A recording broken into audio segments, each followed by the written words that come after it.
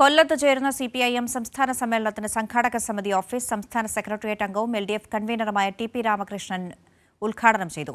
EMS സർക്കാരിനെതിരായ വിമോചന സമരം പുതിയ രൂപത്തിൽ പുറത്തെടുക്കാനുള്ള ശ്രമമാണ് നടക്കുന്നതെന്നും സർവീസ് മേഖലയിൽ നടന്ന സമരം നീതീകരിക്കാനാവാത്തതാണെന്നും LDF കൺവീനറും CPIM സംസ്ഥാന സെക്രട്ടേറിയറ്റ് അംഗവുമായ TP രാമകൃഷ്ണൻ പറഞ്ഞു.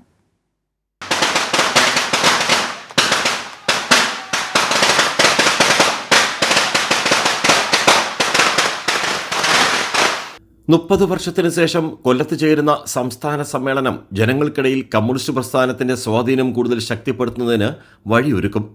കേരളത്തിൽ ആദ്യം വിമാനമിറങ്ങിയ ആശ്രാമ മൈതാനത്തിന് സമീപമാണ് സ്വാഗത സംഘ ഓഫീസ് തുറന്നത്. LDF കൺവീനറും CPIM സംസ്ഥാന സെക്രട്ടേറിയറ്റ് അംഗവുമായ TP രാമകൃഷ്ണൻ ജനങ്ങൾക്ക് ഓഫീസ് സമർപ്പിച്ചു. EMS സർക്കാരിനെതിരായ വിമോചന സമരം പുതിയ രൂപത്തിൽ പുറത്തെടുക്കാനുള്ള ശ്രമമാണ് നടക്കുന്നതെന്ന് അദ്ദേഹം പറഞ്ഞു.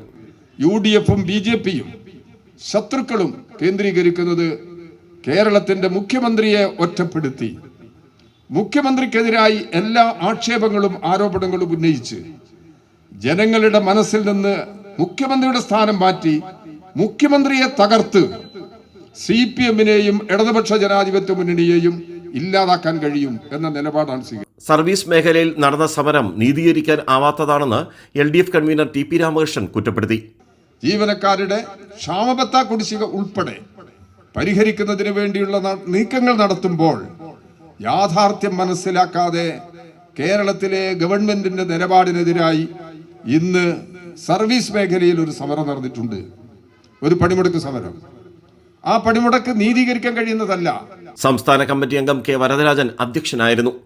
General convener S Sudevan, PK Gurudasan, Kollam area secretary H Baisilal തുടങ്ങിയവർ പങ്കെടുത്തു.